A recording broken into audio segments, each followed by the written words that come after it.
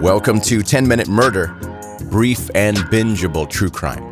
I'm Joe, the host. Thank you for joining today. And I'm a little bit sleepy today, I'm going to be honest. I stayed up too late last night. I wish I could blame that on someone else, but the call's coming from inside the house on this one.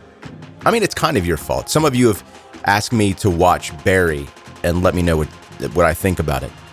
And I'm almost afraid to tell you what I think so far. I'm not even finished with the first season, but it's a struggle. It's not that good. I wanted it to be really good, and maybe the problem is it's the main role of Barry, who is a hired killer. That's what he is.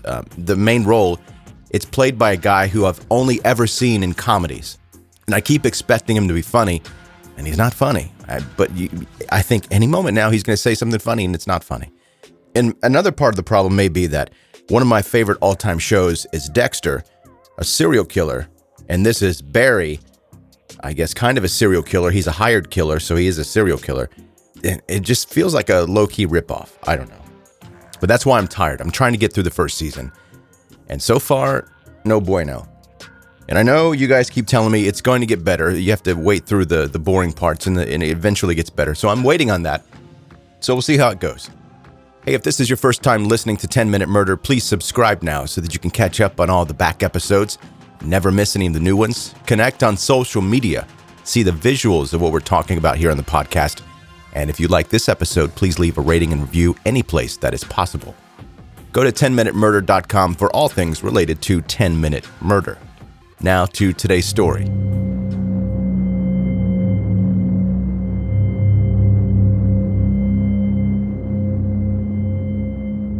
In the 1990s, gay men were an easy target for prowling killers and sexual predators. Many witnesses would avoid coming forward, refusing to admit that they'd been having a homosexual encounter or been present at a gay bar. In a way, some of these victims could have been killed in almost plain sight. People would pretend they didn't see it.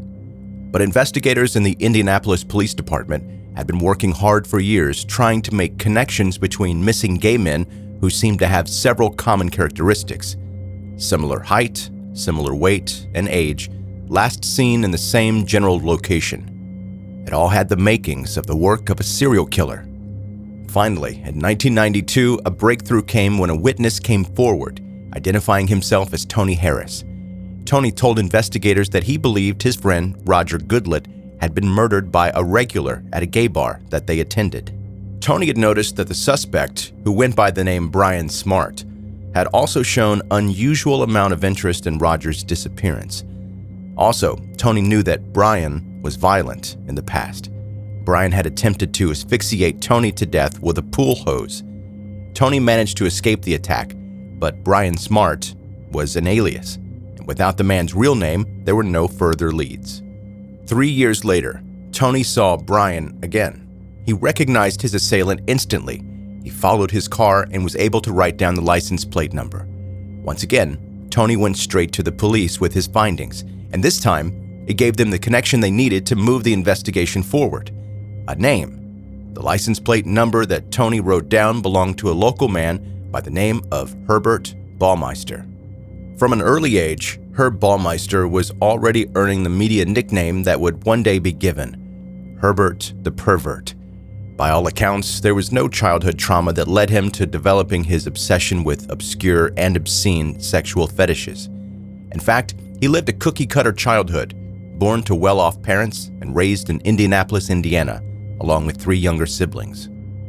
Herb wasn't shy about discussing his fascination with one particular body function: urine. He was obsessed, and several of his childhood friends remembered young Herbert wondering, what would it be like to taste human urine? In school, he acted out by urinating on the desks of several teachers. It wasn't just urine that fascinated Herbert, though.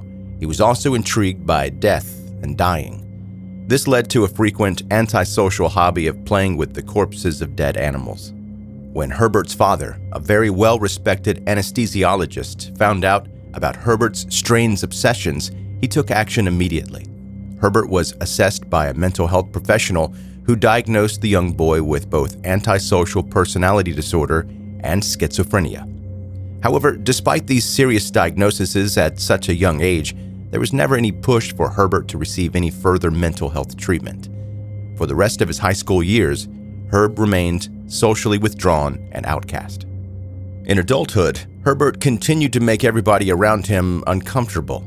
He was a bizarre mix of character traits, managing to hold down jobs because of his dogged work effort, and then losing them in a repeated cycle.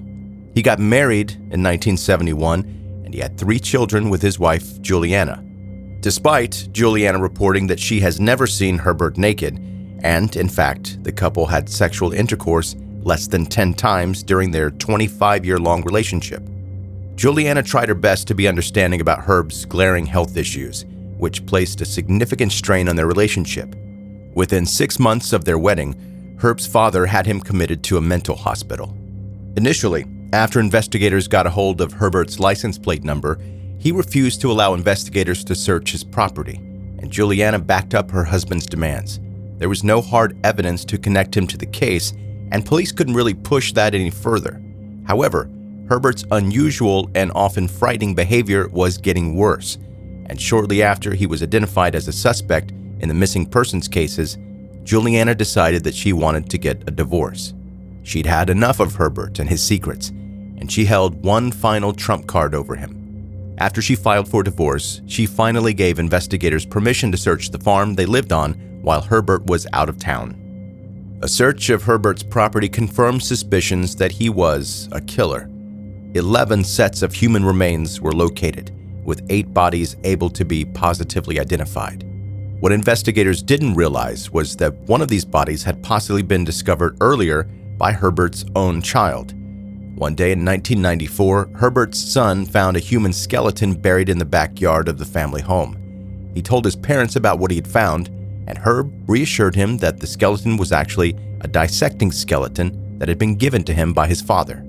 Then he reburied it, with no explanation as to why it was in their yard in the first place. And it's honestly pretty incredible that this lie was believed by anyone, because who buries a medical specimen in their own yard and then later reburies it? It was obvious that Herb's family had seen the skeleton of one of the missing men. Police issued a warrant for Herbert's arrest. Suspecting that his property had been searched and knowing that his secret he had spent so long concealing was about to be revealed, Herb could not allow himself to be arrested. In his opinion, his life was already in tatters, and this was the final straw. He drove to Lake Huron and shot himself in the head at a park, leaving behind a 3-page suicide note, which, incredibly, did not mention the disappearances or explain the 11 bodies found on his property. Instead, he used his suicide note to express regret for his failed career and impending divorce. The bodies found on Herbert's land were called the Fox Hollow Farm victims, the name of Herbert's 18-acre woodlands property. Although 8 of the victims were able to be identified, all of them males who went missing in Indianapolis, most of them gay, 3 are still unknown. Despite the coroner's office making public appeals for members of the public to carry out DNA tests, it's widely believed that there are many more human remains on the property and that these were not Herbert's only victims. In fact, Herbert is believed to be responsible for more than just the Fox Hollow Farm killings.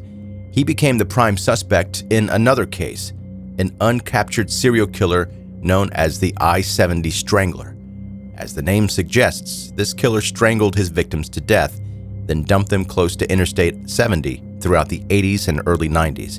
And like Herbert, he preferred to target men, but also killed young boys. Bodies of the I-70 Strangler's victims stopped being dumped near the interstate during 1991, exactly when Herbert bought the Farm Hollow property. Investigators believe that, with 18 acres of woodland at his disposal, Herbert switched from dumping the bodies and risking evidence being discovered to disposing of his victims on his own property. If Herbert truly was the I-70 Strangler, his victim count is much higher than the reported number. There were 11 confirmed victims of the Strangler, in addition to the still unknown amount of bodies on Herbert's farm. 2 other missing gay men, Alan Livingston and Jerry Williams Comer, are also believed to have been killed by Herbert, although their bodies were never found.